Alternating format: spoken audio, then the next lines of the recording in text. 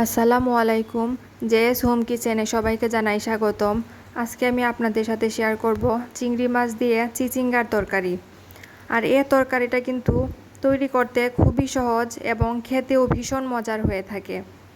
আর তার জন্য আমি এখানে নিয়েছি 1 কেজি পরিমাণে চিচিঙ্গা নিয়ে আমি খোসা ছাড়িয়ে ভালো করে ধুয়ে পরিষ্কার করে কেটে নিয়েছি।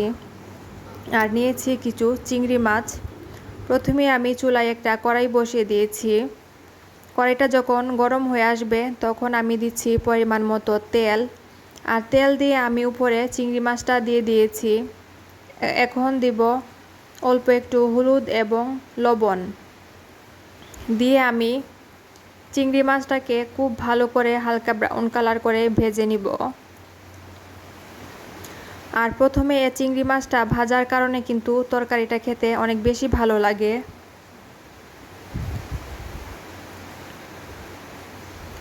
কিছুক্ষণ ভেজে নিয়েছি। এখন আমি দিয়ে দিচ্ছি একটা পেঁয়াজ কুচি।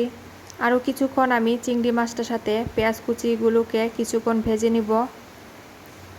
এখন দিচ্ছি অল্প একটু পানি দিয়ে দিচ্ছি 1 চা চামচ হলুদের গুঁড়া, 1 চা চামচ মরিচের গুঁড়া, 1 চা চামচ ধনিয়া গুঁড়া এবং স্বাদমতো লবণ দিয়ে আমি মশলাগুলোকে খুব ভালো করে কষিয়ে নিব চিংড়ি মাছের সাথে। ফিরে আসলাম 3 মিনিট পর। মশলাগুলো চিংড়ি মাছের সাথে আমি খুব ভালো করে কষিয়ে নিয়েছি।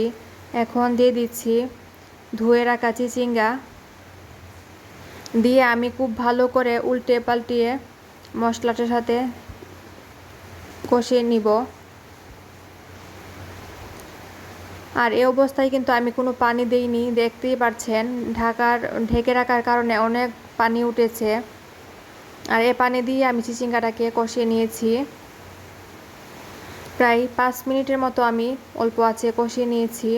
এখন দিয়ে দিব স্বাদমতো পানি দিয়ে দিচ্ছি। আর যে যে যতটুকু ঝোল খেতে পছন্দ করেন সে অনুযায়ী কিন্তু পানিটা অ্যাড করে দিবেন। আরও কিছুক্ষণ ঢেকে রান্না করলাম। আর মাঝে মধ্যে কিন্তু আমি আরও 2-3 বার উল্টে পাল্টিয়ে ভালো করে নেড়ে দিয়েছি। এখন দিয়ে দিচ্ছি 3টা কাঁচামরিচ আর কিছু ধনিয়া পাতা কুচি দিয়ে 1 মিনিট পরে আমি চুলাটা অফ করে দিব। আর দেখতেই পাচ্ছেন আমি 8 মিনিটের মতো জাল করে নিয়েছি। আর আমার তরকারি রান্না করা হয়ে গিয়েছে। আর এই তরকারিটা কিন্তু খেতে খুবই মজার হয়ে থাকে। আপনারা অবশ্যই চেষ্টা করবেন।